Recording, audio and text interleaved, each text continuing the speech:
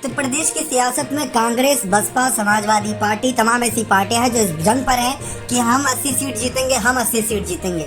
लेकिन कुछ ऐसी पार्टियां जो अभी हाल ही में उभरी, उनको नज़रअंदाज किया जा रहा है। राजा भैया की आप तस्वीरें देख ही रहे हैं। राजा भैया भी एक पार्टी के अध्यक्ष के तौर पर जाने जाते हैं, जनसत्ता दल। तो राजा भैया का कद भी काफ़ी बढ़ चुका है। अगर पिछले विधानसभा चुनाव से देखा जाए, एमएलसी चुनाव की बात कर ले या फिर नगर निकाय चुनाव की बात कर ले, राजा भैया चर्चाओं में हमेशा रहते हैं। अब लोकसभा चुनाव नजदीक आ रहा है और राजा भैया की चर्चा ना हो, ऐसा हो नहीं सकता। तो राजा भैया के सांसद पद को लेकर भी सवाल खड़े हैं कि क्या राजा भैया जो जनसत्ता दल के अब अध्यक्ष भी हैं, पार्टी का नेतृत्व भार इनके कंधों पर है, पार्टी को आगे बढ़ाना इनकी बड़ी जिम्मेदारी है। तो उसको ध्यान में रखकर राजा भैया क्या खुद सांसदीय चुनाव में आना चाहेंगे? क्योंकि एक तरफ समाजवादी पार्टी के शिवपाल अखिलेश प्रतापगढ़ या कौशाम्बी सीट की बात कर ले, वहां पर आसपास की सीटों पर अपनी पकड़ मजबूत बनाने के लिए एक के बाद एक रैलियां, नए जिलाध्यक्ष, तमाम चीजों का ऐलान कर रही हैं। लेकिन राजा भैया भी थोड़े खामोश हैं।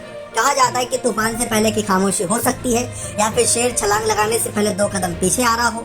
अब वही बात आती है, राजा भैया के भाई अक्षय प्रताप सिंह सांसद रह चुके हैं, लेकिन राजा भैया का इतना बड़ा राजनीतिक करियर है, लेकिन कभी सांसद पद के तौर पर आगे नहीं आए। मौका था 2004 में, नेताजी ने मौका दिया था, लेकिन तब भी आगे नहीं आए थे। लेकिन इन्होंने अपने भाई गोपाल जी को आगे कर दिया था। अब इस वक्त चर्चा है कि राजा भैया क्या खुद लोकसभा चुनाव के आगे आना चाहेंगे? क्या 80 में से किसी एक सीट पर दावेदारी पेश करेंगे? सवाल बहुत बड़ा है। कुंडा सीट से विधायक है, प्रतापगढ़ सीट हो गई या उसके आसपास की सीटें, अगर वहां से आते हैं तो हो सकता है कि इंडिया और एनडीए का काम खराब कर दें, या फिर अगर वहां से आने का मन बनाते हैं और इंडिया या एनडीए दल में जाते हैं तो हो सकता है कि वो उनको आगे बढ़ाने की कोशिश करें।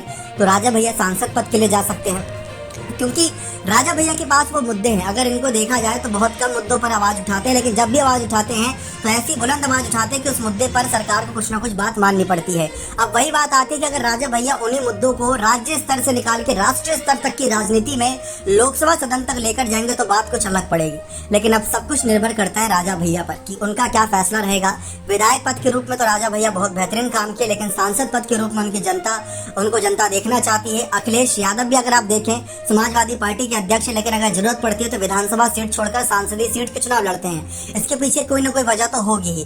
अब देखा जाए, राजा भैया को विधानसभा चुनाव में थोड़ा नुकसान हुआ था, क्योंकि 2017 में देखें या 12 में देखें तो जो जनाधार तब था, अब आज वो नजर नहीं आता।